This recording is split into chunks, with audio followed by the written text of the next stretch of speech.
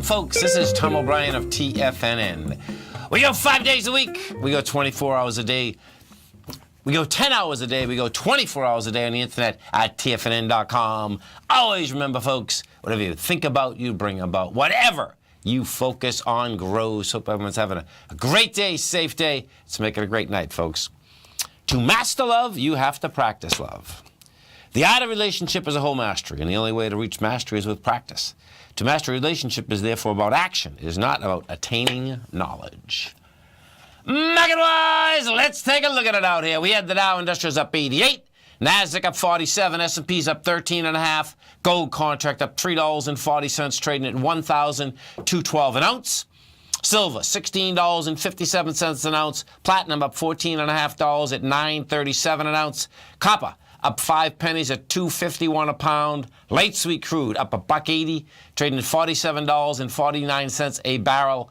Bonds, the 10-year note up 4 ticks, 125.22. 30-year bond up 9 ticks, 153.14. King dollar down 323 ticks, trading at 100.960. The euro is at $1.06, and the yen is trading at 110.86. Our phone number is 877-927-6648. Give us a call, folks. Want to know what's going on in your world? In the world of the S&Ps, let's take a look at them. What do you have? You're at a new high, folks. It takes out the August 23rd high. That high is 219.60. We're at 220.12. Bottom line, yeah, you get light volume, but guess what? You're at a high. That means you can go higher. Dow Industrials, same setup in the Dow. Dow actually looks like it's going to try to get up another leg. The Dow just took out the last 5 trading days. Dow was up $88.76. You are at 18,956. That just took out the 18,934 from last week. Nasdaq Composite also at a new high. Composite up $47. The high that just took out is 53.42. We're at 53.68. The Russell 2000, that's also at a new high. The only indice out there, when you take a look at the indices that we always look at, is the Qs right now. So the Russell 2000, 1320. The close last week was 1621. NDX 100, that's the only indice thus far that hasn't got up and over these highs. And if we take a look at the NDX, what you're going to see, NDX right now is at 48.59, and it just got over the 48.55, which was the downdraft of the 10th of November. That's when we went from 48.55 to 46.85. I'm going to switch gears and just put this on the Qs so you can see the correlation. The 3 Qs also got over that level.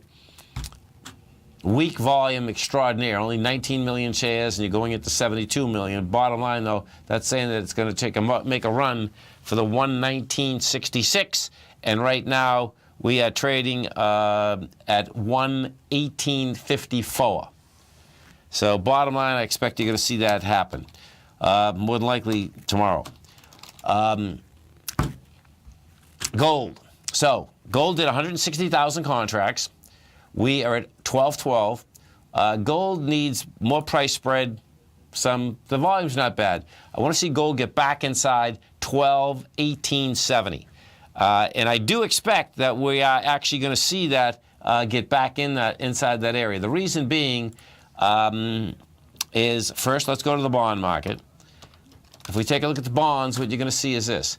The 10-year note, what the 10-year note did out here today, the 10-year note tested the low of last week, had lighter volume, and it's going sideways. The real key is going to be, can it get back inside 125.30? We got to 125.80 today. That's the 10-year. 30-year, what we did with the 30-year is this. 30-year did the same type of setup. 30-year out here is at 153.15, and at 153.15, the 30 has a lot more work to do, because the 30-year really has to get back inside 155.16. What it's all about here, though, is this. Now, if we go over to the dollar, the dollar trading tonight is going to be really intriguing watching. This is why. The dollar, folks, broke topside last week. it is a potential ABC structure up with 112 price target, 112,710 to be exact. So that's one monster. That being said, what you did have happen ASAP out here is this morning you basically get a seller inside this dollar. And we're at 100.920. Okay? So what that sets up is that sets up tonight as a rundown to a test of 100.885. Now, the closer you get to 100.660, the more the traders are going to try to test that area. Because if, in fact, you get back inside that area and we get back inside this quick, guess what? Then that's a whole different dynamic. Then you can make the case that, guess what?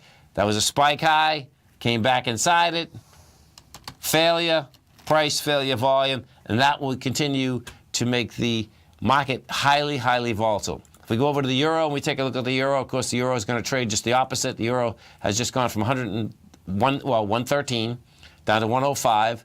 That got a small bounce out here today. We'll see whether the euro can get back inside 107. When we do bring this back, let me see. This euro I got to bring back years.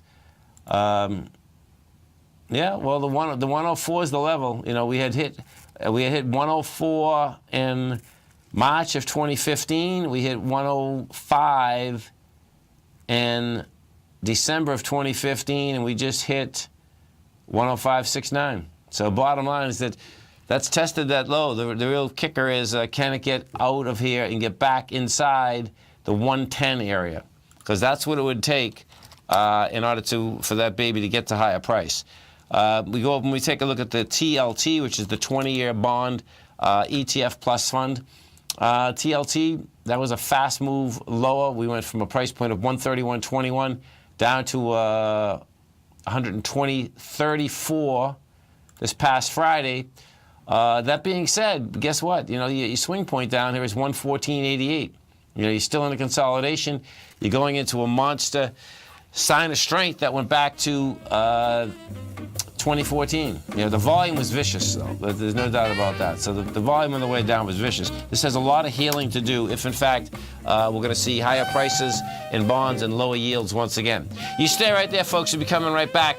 Dow Industrials finished up 88. NASDAQ up 47. S&P's up 12. We're going to be right back.